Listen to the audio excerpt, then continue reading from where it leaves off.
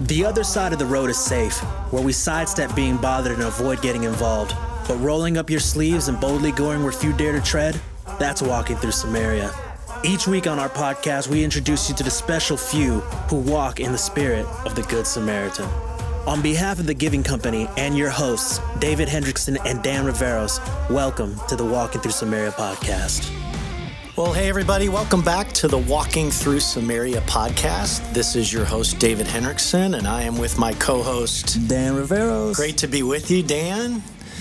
We have a special couple, Dan, that we are talking to today. Super special. Yeah, they are a great couple with a great story, and they are enthusiastic St. Louis Cardinal fans, which is always a good thing for me anyway. But I would like to introduce our listeners to the co-founders of Crisis Aid International, a very close ministry to Giving Company. Welcome, Pat and Susan Bradle. Woo! Yeah, thank you.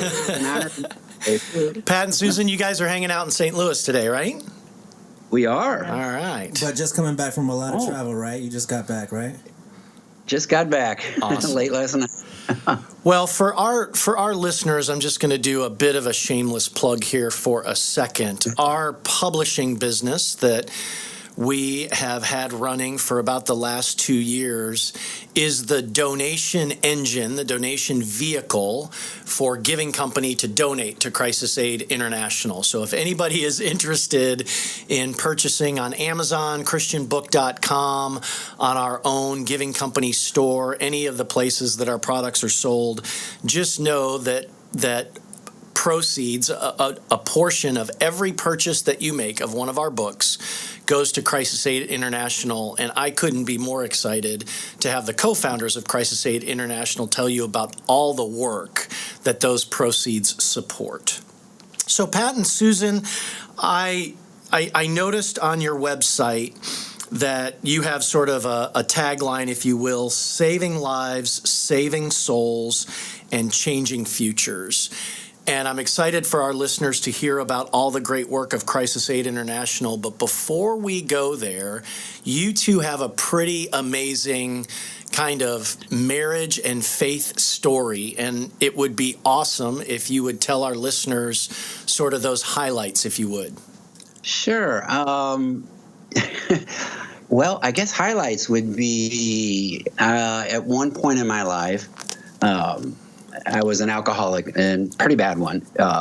And Susan and I were married. We had 2 young children, and it got to the point where my drinking just destroyed our marriage. And she, for lack of better terms, kicked me out of the house, and she divorced me, which really got my attention and kind of that'll do it, right? Yeah. Kind of make a long story short, I had discovered Alcoholics Anonymous and began the journey onto sobriety, which took, which it's been now, I think, 38 or 39 years since I've had a drink. So, wow. But after about knowledge for sure. Yeah, thank you. After about it's no easy task. So after about a year and a half of being married, I ran into my wife on a business call, and it was like, whoa, look at her. She's gorgeous. And so that led to us seeing each other for coffee. And before I knew it, 6 months later, the 2 of us got remarried. God put our marriage back together again. And I had gotten saved, right? Actually, what happened was I went to a church where Sue was. I had to drop the kids off there. And so I went in and I heard the gospel in a way I've never heard it before. And I gave my life to Christ that day. Wow. And and that's when God began the process of restoring our marriage. Yeah, Susan, so what's kind of your narrative of the divorce then to sort of this reconciliation, really strong redemptive story? Right. Well, as a young woman, I really didn't know how to handle the drinking. And, something inside of me just wanted a better life. And I felt like I wanted a Christian husband. And, I just I just knew, I mean, I was just very, very crying out to God, not knowing what to do. And we divorced. But when we divorced, I found out that I thought my only problem was his drinking. But there was still on the inside of me an emptiness. I was looking at Pat to fulfill an emptiness there that only God can fill. Yeah. And I recommitted my life to Christ. I'll tell you, I had a peace that I had never had. Even though I had accepted Christ as a child, I wasn't walking with him. And so I didn't realize that God would work in my life. I just thought that it was God up there somewhere, and I believed in him, but I didn't realize he would be involved in our lives. Yeah. And so that was a reality to me. And then God restoring our marriage, I knew it was God's will for us to get back together, I felt in my heart. That's incredible. We had to stand the test of time. Yeah. So we didn't get married right away because we were very concerned about giving our children any kind of a false hope. So we kind of were secretly dating. That's because she didn't want anybody to know she's going back out with me. That's right. That's right. Talk about a dream come true for the kids, though. I mean, anybody whose parents got divorced, I'm sure, that's cool. Your parents got back together. I mean, that's a good day. Yeah, they were thrilled. They were just thrilled. They were so happy because Mommy and Daddy were getting marrying, as our daughter said. Did you guys have a ceremony again? Were they a part of it? We did. We had a small ceremony, just family and friends. And that's cool. Yeah. Yeah.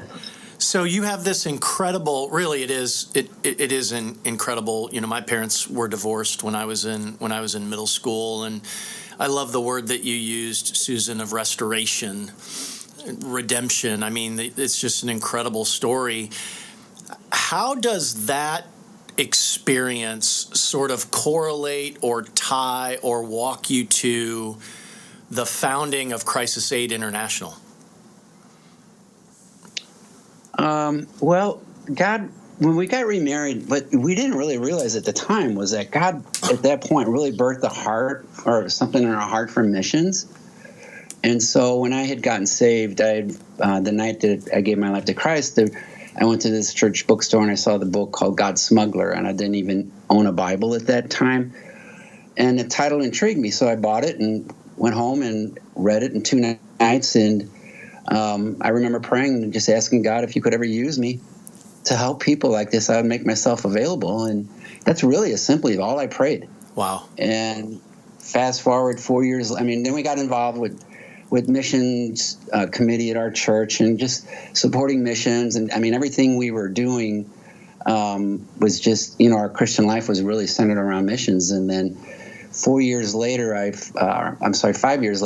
I found myself standing on the border of the Soviet Union on my first missions trips, getting ready to smuggle in some Bibles and some worship material. And that kind of is how it all started. Wow. So give us, if you don't mind, I'm gonna fast forward just so our listeners can understand kind of what we're going to be talking about in the next 30 minutes or so. If you don't mind, talk about the scope of Crisis Aid International today, Pat and Susan, because I think that was one of the things for all of our listeners. Sorry to be a little verbose here, but we have recently been on a trip with Pat and his team to East Africa to see some of the incredible work. And I think I was surprised, Pat, to just see the scope of everything that Crisis Aid is involved with. Can you sort of update our listeners on kind of the latest of all the work that you all are doing? Sure. We have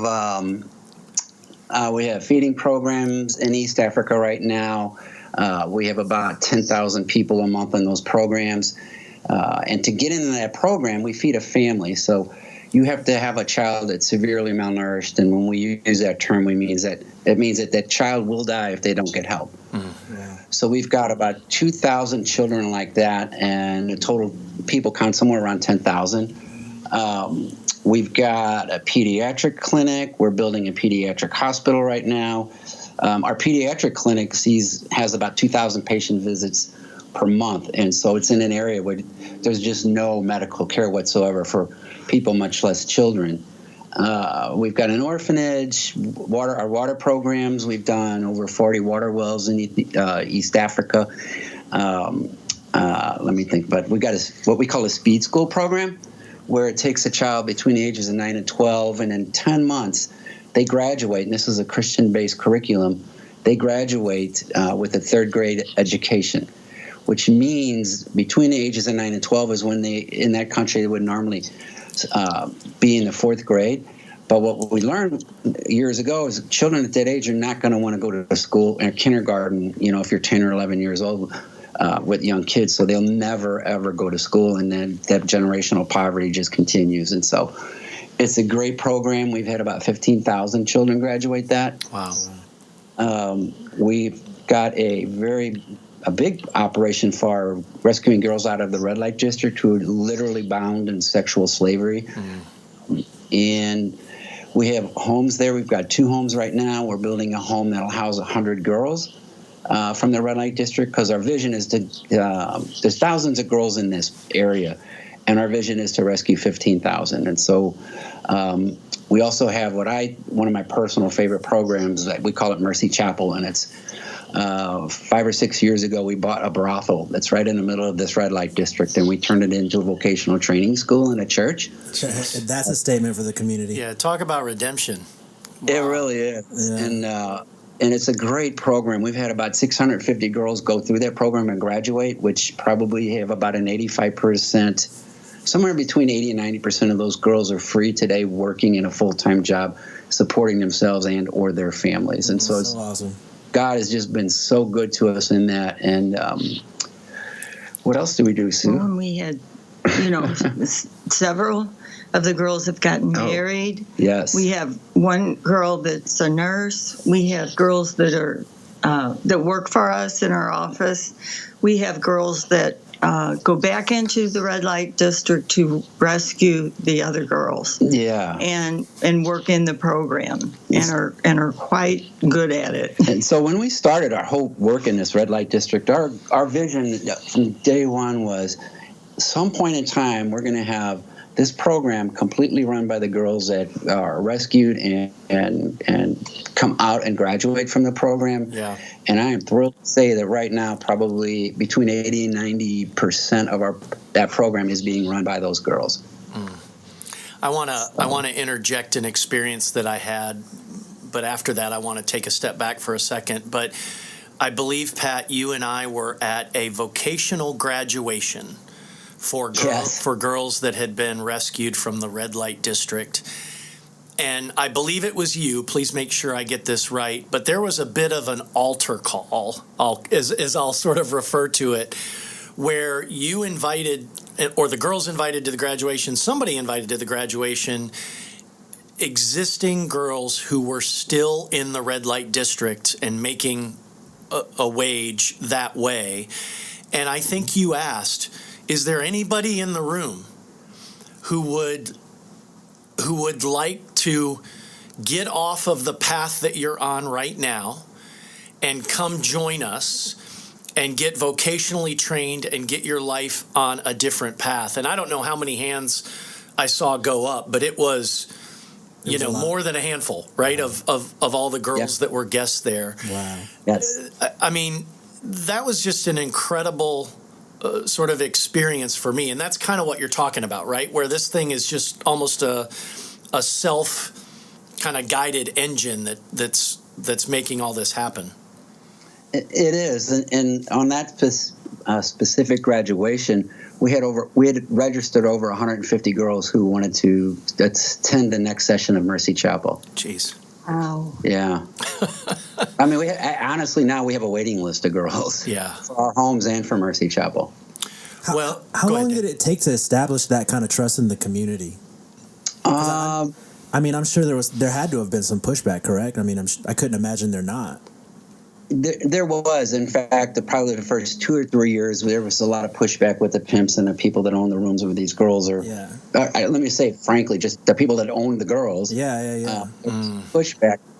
But, I mean, it got to the point where we actually led a number of the pimps in that red light district to the Lord. Really? Wow. Yeah, I mean, we would go into that area at night and just walk up and down the alleys and talk to the girls. And if the pimps would talk to us, we would talk to them. And it was just really, building friendships with them. And then, they told me I was the first white person that's ever went in that area. And so I kind of used that as to my advantage.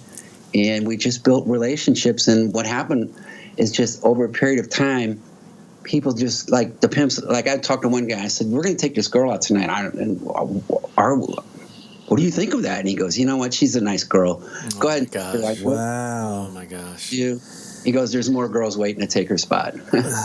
I mean, it's scary, man, because you're really going in there battling business. I mean, it's the way people eat. So I mean, that's where the danger gets it comes in, because I mean, you're potentially threatening how these people live. I mean, yes. On the pimp side, Yeah. Wow. Yeah. But I'd say pretty much of that's all behind us now, because our consistency of just being there for the girls, and they're seeing what their friends are doing and accomplishing in their lives, and so now they're starting to dream for themselves. Yeah. So Pat and Susan, I'm curious. One of the things that I love about Crisis Aid is when we start talking about these stories, you can just hear and feel the passion that you all have for girls in East Africa that don't have hope. And I just want to turn back the clock for a second, because I may have this wrong, so correct me if that's the case, but I think Crisis Aid started, Pat, to some extent, you talked about smuggling Bibles into Russia, but then there was, I think, rice distribution to Sudan. How did you get so committed and focused on these girls in East Africa? Because it's a beautiful picture of the Good Samaritan who was walking on the other side of the road and saw somebody that was being forgotten by even religious people, and walked over and provided care and compassion. And that is exactly what you're doing for these girls in East Africa. Yeah. So I guess, I jokingly say we do a lot of different things because I have a severe case of ADD. I hear you. You're a man. That's just how it goes. Yeah, that's how we roll. Yeah. So, really how we got involved in the whole field of trafficking work, both here and abroad, is that I was standing on a corner in the capital city and talking to a guy that had a ministry to street children. And I just distinctly heard this voice say to me, "Ask him about prostitution." Ugh.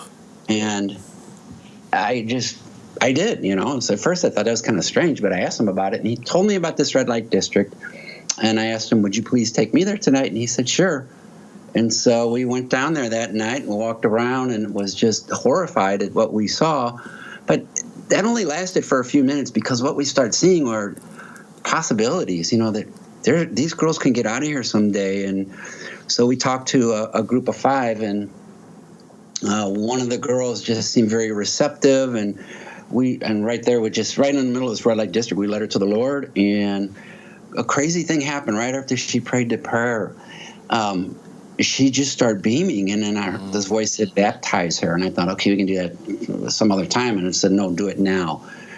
And so there was no water or anything. So we sent somebody to find a pot and a water, and they came back a few minutes later, and I never baptized anybody, and I made her bend over. And this is in the middle of the red light district. So oh my gosh. People are looking at it, and I'm going, "Well, I'm insane. What's going on?" But I knew my heart was like, "This is right." And so I poured water on her head, and I baptized her, and I looked at my friend, and I said, "I hope that took," because we didn't know. And then she bent up, David and you guys, and she was glowing, just glowing, and the smile.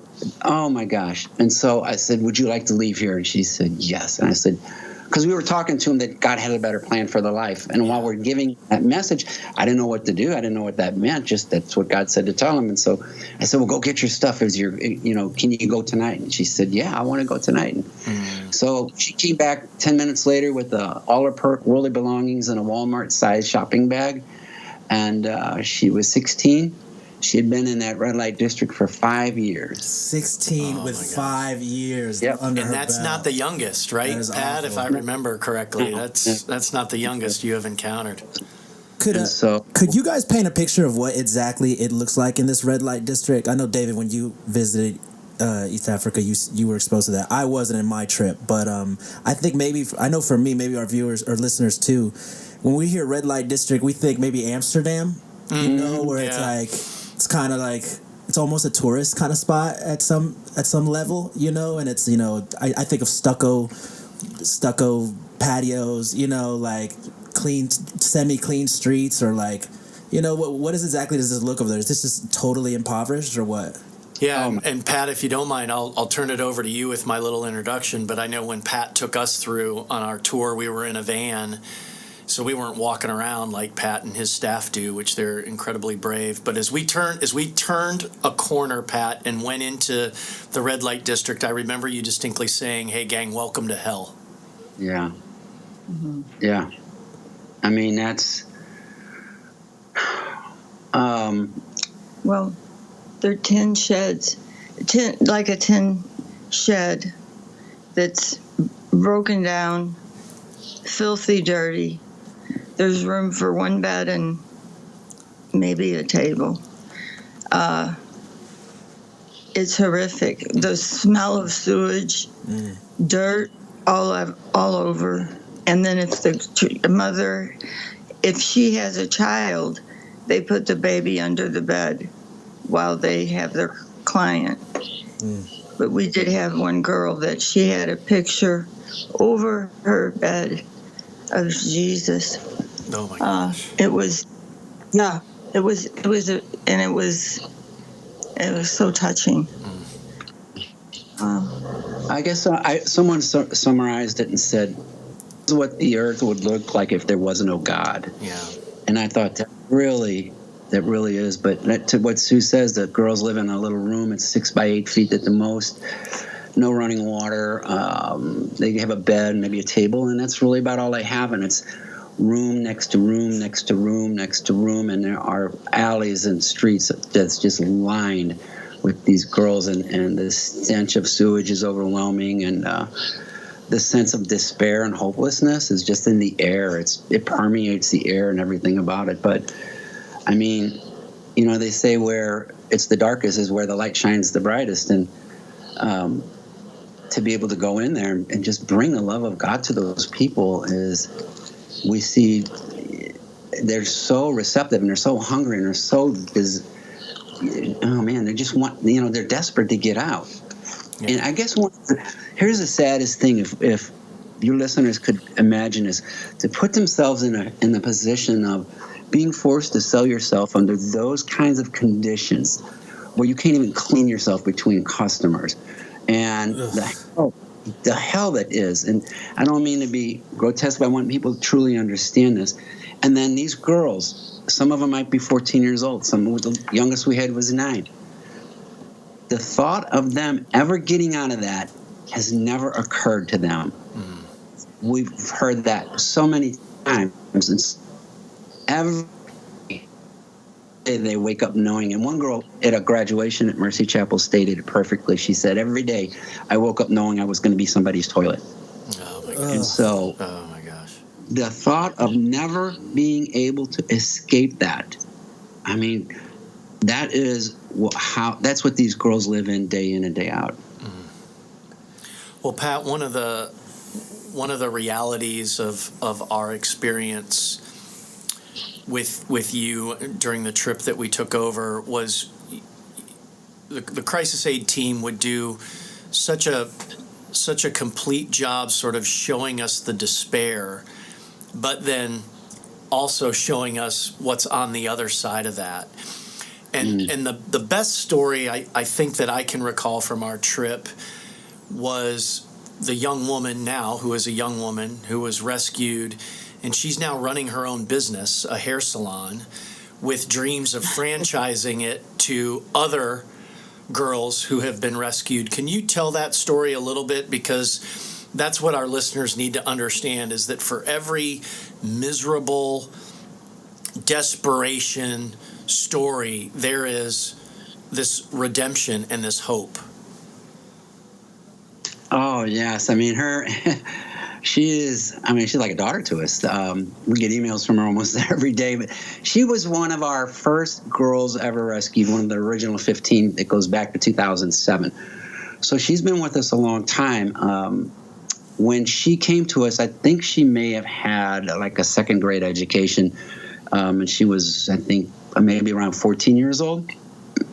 And so she was with us for about 3 or 4 years. We helped her through the program, through college. She graduated. She got a job with as a secretary for a construction company and did that for a couple years. But then God really touched her heart to really want to do more. And so she came and she started working with our office at Crisis Aid in that program. And during that, and she was acting as a counselor to the girls. And during that time, God really birthed in her. She had this desire to own her own business, and she wanted to go into hairdressing. So we gave her that education, and she graduated. And today she's running her own business. She's got her own hair salon. She's employing another girl who's graduated from the program. So there's 2 of them. And yeah, she's got big dreams. She wants to franchise, and you know what? I don't doubt that she'll do it one day. She's an incredible young lady now. Yeah, that's awesome. The team that was there with Crisis Aid, gosh, it's been almost probably 6 months, right, Pat, since we were there together. Like, time flies. But we were sort of taken aback, and I think this is something we should sort of maybe touch on a little bit, which is this girl is extremely intelligent, young woman now, extremely intelligent, beautiful in her looks. And if she were born in the United States, she would be on a path that would probably include modeling, potentially, movies and celebrity. I mean, she really is a stunningly she's that beautiful person. Yeah. And I think, not only does she have this incredible story of being rescued from the red light district, but it causes you to pause and ponder the responsibility of believers, particularly believers in the West, because of how truly fortunate we are. And what I love about what you and Susan and the Crisis Aid team have done is you continue to go to reach to people who haven't been given the opportunity, and many people in the West have forgotten these people and left them to despair, and you refuse to do that. Right. I mean, it's an honor we get to do those things. And especially with like the work with the girls there in East Africa, when we started going district, the church in that country really came against us and said, you can't go in there, you shouldn't be going in there, these girls are just nothing but prostitutes, and shame on you. And the church said this. Oh my God. The church said that. Yeah, I mean, you can imagine what my response would have been. What's the church like? But you know what? I really don't care. I'll make no apologies. So fast forward now, 8 years down the road, they're behind us. They see the value in it. They saw what happened. And so it's not just the church in the West. It was the church in their own country that saw these girls as unfit and unworthy and just throwaway people. Well, you had mentioned to the group that we had over there that you and Susan really have a strong focus on girls, and you feel called to really reach out to young girls. But there is one program, the one of the orphanages that you mentioned, that is serving both young boys and young girls, but they are kids who don't have any parents. They were homeless because they lost their parents to AIDS or potentially other things. What was it that caused you to sort of, kind of start that program, which is a little bit different from your normal scope, and maybe give our listeners an update on where that one stands? Sure. It was, a number of years ago, I remember reading a report that this country was going to be, in East Africa, was going to be the second largest population of orphans, children living on the street, because of HIV/AIDS behind Nigeria, and it was estimated to be about 10 million in the next coming 10 years. And so after I read that, I thought, well, I was like, we need to do something about this. And so let's think about this. And we decided to do we call it a children's home. Some may call it an orphanage. And we would focus on children that had no living relatives and they were living on the street, and we would give them a chance to have the life that God intended them to have. So it was really birthed based upon just a response to the AIDS crisis in Africa. Wow, that's awesome. Just awesome.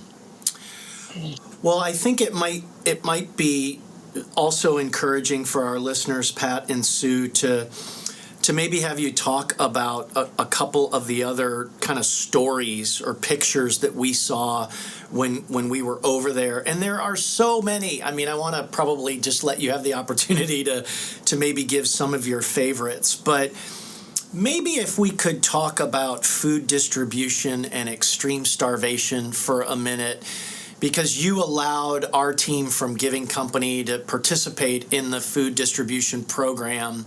So we were, Pat, you'll have to describe this better than I can, but we were measuring the arm thickness of these kids to see if they were suffering from extreme starvation and if they would qualify for food distribution.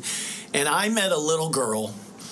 And for those of you that might be friends with me on Facebook or follow me on Twitter, or even the Giving Company employees who have to see our internal Microsoft platforms, I have put the picture of me and that little girl on every profile that I have, social media, Microsoft, whatever, because I was just so moved by her story. I think, Pat, you'll have to tell everybody kind of how you first met her and how she was presented, but the picture was nothing but bones and ribs and skin, and there was like nothing else. And she has that broken wrist that's going to be worked on, and now she is a healthy, smiling, pretty, lively girl. So with that introduction, you can maybe correct anything that I've said wrong, but I'd love to have you talk about food distribution and how you're tackling extreme starvation. Sure. We that little girl, David, I just saw her last week when I was there, and she is doing magnificent.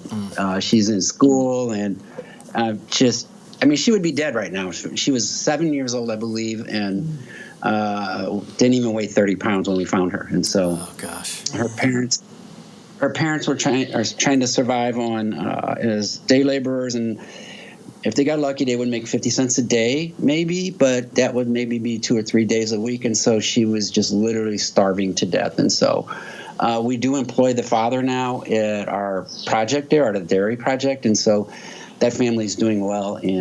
But we just started we started in this country back in 2003, I think it was. I read an internet headline that said 14 million and say the country Ethiopians at risk of death by starvation. And so I just felt God say go, and I went, and 30 days later I showed up there with a phone number, and that was it. And what unfolded was nothing short of miraculous of what God did, and we just made a decision.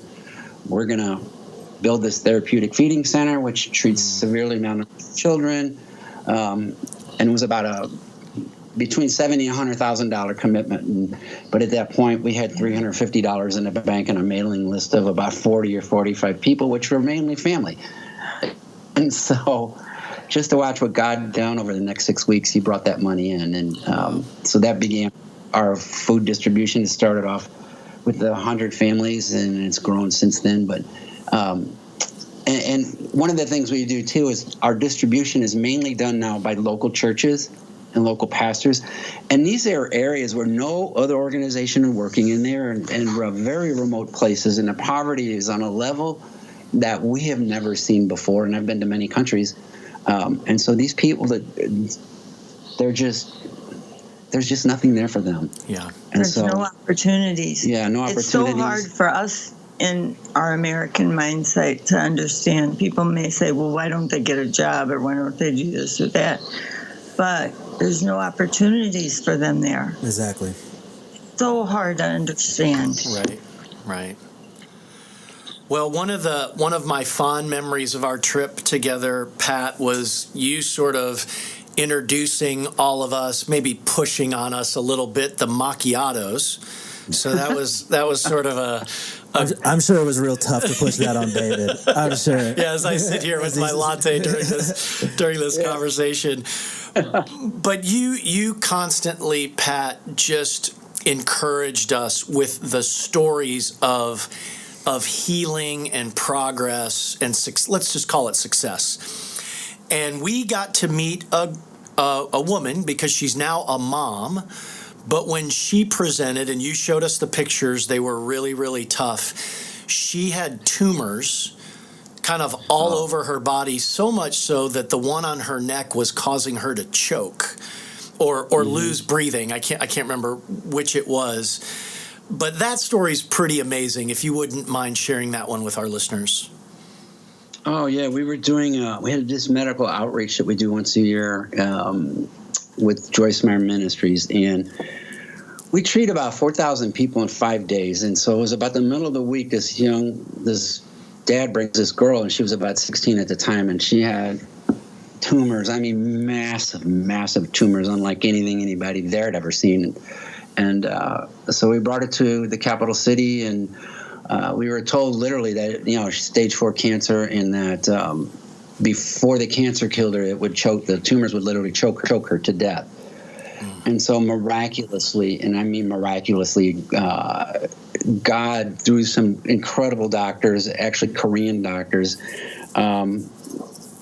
operated, removed all the tumors, and through chemo and radiation, they brought the miracle and cured the cancer. And so today she's in college, she's married, she's got a child that's about 8 months old, and she's working part-time for Crisis Aid, and when she graduates in June, she'll be a full-time employee. But, I mean, this was a girl who had literally maybe weeks at the most to live, and now she's just stunningly gorgeous, a very happy mom. Yeah. Oh, wow. Unbelievable. Well, speaking of coffee, Pat and Susan, I've got to give you this opportunity to talk about one of my favorite components of Crisis Aid International, and Dan, of course, alluded to it. But I want to tee this up for a second, because what we saw there was you all constantly thinking about sort of economic models that would create sustainability for the people in East Africa. Susan, you alluded to the fact that there are few opportunities for self-sustainability. And so we saw a dairy farm, and not only did we see a dairy farm, but we saw you selling the milk, selling yogurt, selling cheese, kind of creating these economic cycles, these economic opportunities. Well, one of those that you're working on is coffee, near and dear to my heart. So I'm sure our listeners would be excited to hear about O Coffee. Oh, yeah. Thank you for the chance to plug it. Where are we working? I mean, some of the best coffee beans in the world year after year come from this area. And so we just decided at one point we need to do something with coffee. And it all goes back to about 5 years ago. A father hands me a 4-year-old little girl who I think she weighed about maybe 15 pounds. She didn't weigh anything. And long story short, she died a couple days later. And it's just, we'd seen children die in the past, but this one just so shook me. And that's where Sue was talking about it came, we saw there's no opportunities. And so fast forward, we decided, hey, let's do something with coffee. And so we did a study from importing green beans all the way to going to retail. And we decided going to retail was our best opportunity here. And so now we have a coffee from Yirgacheffe, Ethiopia. And it is a high-grade, single-origin, medium roast, USDA certified organic coffee that we are now selling on ocoffee.org. Well, I'm not sure what all of those terms mean that you just said, but I know that it's really good. So that's sort of what I could say about O Coffee. We have it here in our office. We do pour overs on a regular basis. So we are hipster friendly in the That's office. right. And this coffee is hipster friendly. Place your orders now. Yeah. I Organic. should mention that 100% of the net profits go to fund crisis aid programs. That's awesome. That's awesome. Well, Susan, I'd like to maybe go back to you, because we sort of started with this kind of marriage restoration, marriage redemption conversation, and you talked about there was sort of a hole in your soul at that time, and you realized it wasn't just marriage issues, but it was a spiritual longing, it was a spiritual gap. There's nothing. Dan's going to yell at me because I keep banging the table when I get excited about these things. But there's nothing that's going to feed your soul more than the work that you guys are doing. So, Susan, how can you sort of describe to our listeners, put into perspective, what life has looked like for you in the last 3 decades, and how much it has changed, and how much it has progressed to focus on things that really matter and really restore? Well, I'll tell you, when Pat first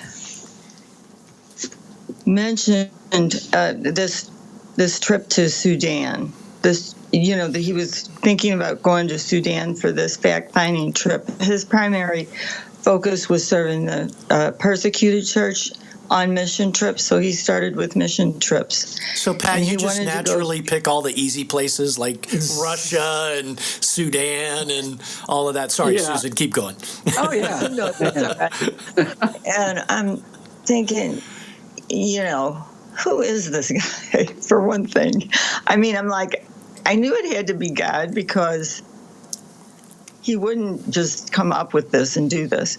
But I will say that trip, what he saw there, the genocide that he saw there, the desperation of the people not having clothes, having their homes bombed, this changed my husband. I saw the pictures, but when he came home, he didn't speak for 2 weeks. And I'm like, I knew that our life was going to change, but I knew it was God, so I had a peace with it. God gave me peace. And I tell you, being on this ride has been amazing. I wanted a Christian husband. I didn't know he was going to be like this, but when I wanted it, God gave me a new man. I mean, he was new in Christ Jesus, and so to see the work God had done in him was wonderful. And, he had committed to, when he came out of there, he said, doing nothing is not an option. And so, we started with the 2-pound bag of rice. Yeah. And that was one thing that we have done, is we've started small with what we do, and then God multiplies it. God multiplies. Yeah. But getting to see the progress that the girls have made is remarkable. Just to see how he has turned their lives around, and to see them flourishing. We have one nurse, we have Addis that you mentioned, that she's doing so well with the salon, but there's so many more that are doing well. Yeah. And then I will say, the moms, they totally change once their child. There is a desperation there that they cannot help their child. Even though they're nursing, they're malnourished themselves. And so being able to go in and help them brings such joy to those families. If it was your child in that situation, think how you would feel if someone came and fed your child and they were restored to health. Yeah. And it's just been a privilege. It's been a privilege that we get that we get to participate in. Yeah. And it's what God is wanting to do. Yeah. It's God, He's made the way for us to do it. And through the help of the wonderful people that He has called alongside of us, with the staff, the donors, we could not do it without you, without people that help us. God has been so good to us. That is terrific. Well, I want to just sort of wind us down here with maybe my own story, a bit of kind of the conversations I've had with people since returning from East Africa and my trip with Crisis Aid. And then, Pat, I'd like to maybe let you leave some final words of encouragement and maybe motivation for our listeners. I got back, I think it was the end of September, early October of 2019, and a couple that we were on the trip with, they are from Nashville, and I don't want to divulge their complete names, but it's Deb and Stan, right, Pat, I think is that couple. And we just stayed in touch, and we decided to get together for breakfast when I was in Nashville for business. And they asked me point blank, how you doing since coming back? And this was sometime in the winter, so it must have been maybe late November, so a couple months after we got back. And I said, I got to be honest, and they felt the same way, by the way. I said, I think my entire view of the world and of Christianity has been completely changed. And by that, I mean, I'm no longer thinking about, this isn't going to come out right, but am I going to the best church? Does it have all the right sanctuary? Does it have all the right musical instruments? Am I pleased with the programming?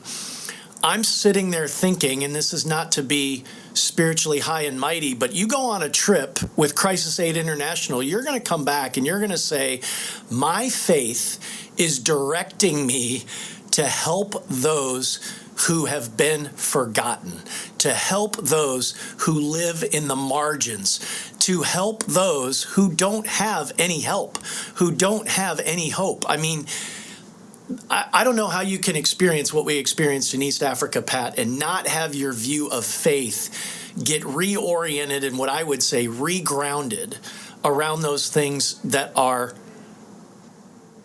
truly important about being a believer. Yeah. I hope I have that right. Yeah, no, I mean, it's very powerful what you just shared, David. It's really moved me. But as believers, this is kind of how I see things a little bit. So I imagine God's looking down on some young girl in a red light district, and he's seeing what's happening to her every day in and day out. And he's sitting there going, why is my people not doing something? And I believe it breaks his heart. Yeah.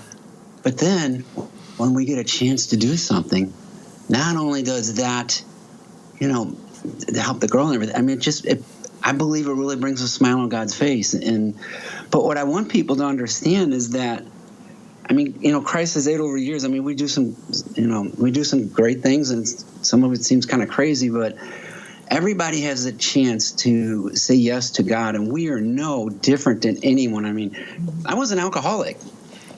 My wife divorced me. She was a seriously mistaken woman, kicking me out of the house. Got him. She was flawed. Actually, I've got the smartest woman in the world because she's married me twice now. There you go. I like that. I like that. In all seriousness, all we did was say, yes, Lord, and we got up and got out of the church pew, and God did the rest. God has done all of this. We can take no credit whatsoever. All we can say is we get the privilege to being a part of what God wants to do. And I think, I want people to understand that for the most part, we have a green light with God. We don't have a red light. Mm-hmm. And I believe it's God that's waiting on us as opposed to us waiting on God. And I think that I just want people to understand that we are no special giftings and anointings or anything like that. We're just two regular people like everybody else. And if they want to do something with their life, all I got to do is say, yes, Lord, and then get up and get out of the church pew and move in the direction that their heart leads them. Yeah. Well, with that, I would just like to say that to the Giving Company team, you two are pretty amazing people. So I don't want you... I will never view Pat and Susan Bradley as ordinary. You guys are inspiring. You are a great example of what it means to be heroic people of faith. That's what sort of Dan and I are talking about and introducing to our listeners on this podcast, is people who really are doing the heroic work, which is seeing a need on the other side of the road and being brave enough and faithful enough to walk across and to not just lend a hand, but stay committed to redemption and restoration and healing and continuing to provide hope. So on behalf of Giving Company, on behalf of our listeners, on behalf of my buddy Dan here, I would like to say, Pat and Susan, thank you so much for joining us today. Thank you to the Crisis Aid International team. Thank you for your vision. Thank you for your commitment to this work. And thank you really for the privilege of allowing us to come alongside you from time to time. To all of our listeners, Pat and Sue, you can say goodbye if you want to say one final thing to them, if you would. Okay, guys. Remember, God's waiting for us to just have the faith to step out and do something. Awesome. Well, thank you so much to you both. Dan, thanks a lot. Thank you guys so much. All right. To everybody listening to the Walking Through Samaria podcast, this is David Hendrickson with Dan Riveros and Pat and Susan Bradley. We'll talk to you next time. Thank you. Woo-hoo. For more content like this, visit us at givingcompany.com.